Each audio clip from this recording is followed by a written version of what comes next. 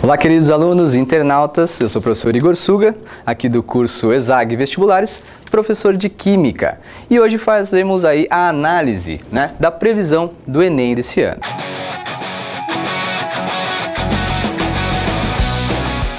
Bom, eu dei uma olhada aí nas últimas 3 provas, em grande verdade, 2011, 2012 e 2013. A gente verifica que os tópicos que mais aparecem são aí a química orgânica, as forças intermoleculares, as propriedades coligativas, os cálculos estequiométricos e aí depois a gente comenta em específico as questões ambientais, Bom, observando aí com calma cada um dos tópicos, na química orgânica, o que é que mais pode aparecer? Bom, a gente verifica que aparecem muitas questões para reconhecimento das funções orgânicas. Lógico, reconhecer função orgânica é super importante. As principais, Os álcoois, os aldeídos, acetonas, os ácidos carboxílicos que aparecem muito, E as derivadas dos ácidos carboxílicos. Por exemplo, aí, os ésteres. Aparecem muito aí o reconhecimento de funções orgânicas. Então, atenção a esse tópico.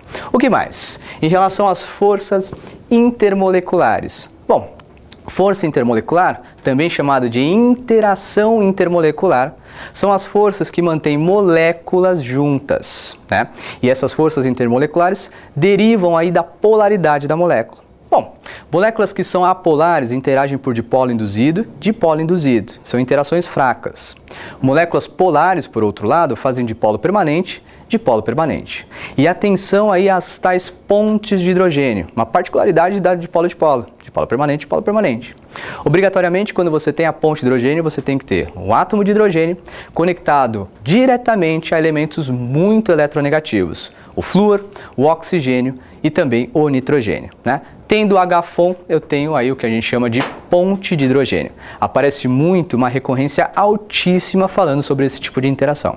Mas atenção, um desses anos, agora não me lembro qual especificamente, caiu uma interação que a gente não costuma falar muito, que é a interação do tipo íon-dipolo. Vamos com calma. Se é íon, então tem a presença de cátions e ânions. E se é um dipolo, eu tenho uma molécula polar interagindo com esses íons.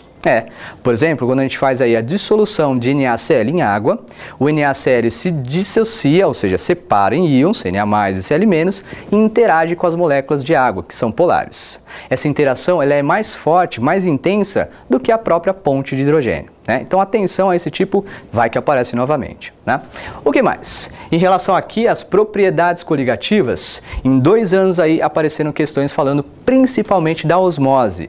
E o interessante da osmose é que você estuda tanto na frente de Química, como também na frente de Biologia. Então, questões interdisciplinares podem aparecer nesse tipo de questão, com as propriedades coligativas. Tudo bem? É isso aí. O que mais? Bom, os cálculos estequiométricos, em bem verdade, toda e qualquer prova aparece cálculo. Não adianta você querer ir para qualquer vestibular ou para o Enem sem saber fazer um cálculo estequiométrico. Lembrando que para cálculo estequiométrico você tem que manjar também muito bem de fazer as equações e, lógico, balanceá-las devidamente. Atenção! Vai fazer cálculo estequiométrico, então observe muito bem se ele está pedindo uma reação que tem rendimento e se tem também, por exemplo, algum dos reagentes com impurezas. E também verificar se existem reagentes limitantes ou em excesso. Dá uma revisada boa em cálculo estequiométrico. Agora, o último tópico aqui super interessante é a questão do meio ambiente. Meio ambiente é uma questão que pode permear basicamente a prova toda, considerando aí os temas na geografia, na biologia e também na química. Do ponto de vista químico, a gente pode observar, por exemplo, tratamentos de efluentes. Tratamento de água principalmente. Então é interessante você verificar aí quais são todos os passos para fazer o tratamento d'água. Essa água que a gente recebe aí, por exemplo, nas nossas casas. Outros tópicos interessantes que também permeiam o meio ambiente são as questões dos gases. Gases, por exemplo, do efeito estufa e aquele que geram a chuva ácida. E lógico, considerar também, por exemplo, tópicos de termoquímica, que podem juntar aí temas de poluição com aí a geração de energia. Tudo bem, galera? Bom, esses são então algumas dicas que a gente pode falar em relação aos anos anteriores do Enem e vamos torcer para que nesse próximo ano, ou nesse ano, em grande verdade, a gente consiga observá-los novamente. Beleza? Espero que você tenha gostado. Até uma próxima. Tchau!